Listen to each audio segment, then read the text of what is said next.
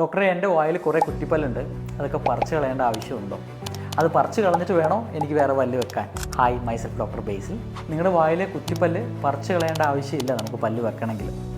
ആ കുറ്റിപ്പല്ല് നല്ല രീതിയിൽ അതിൻ്റെ വേര് ഹെൽത്തി ആണെങ്കിൽ, ബോണായിട്ട് നല്ല, അതായത് എല്ലുമായിട്ട് നല്ല സപ്പോർട്ട് ഉണ്ടെങ്കിൽ തീർച്ചയായും നമുക്ക് പോസ്റ്റ് ആൻഡ് കോർ എന്ന ട്രീറ്റ്മെൻറ്റിലൂടെ നമുക്കവിടെ പല്ല് വെക്കാം.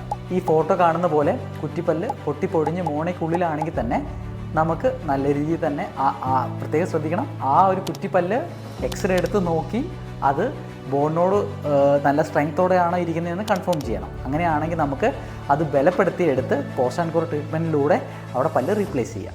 ഈ ഫോട്ടോയിൽ കാണുന്നത് നിങ്ങൾ ശ്രദ്ധിച്ചില്ലേ? ഇത് ഇതേപോലെ കുറ്റിപ്പല്ലായിരുന്നു.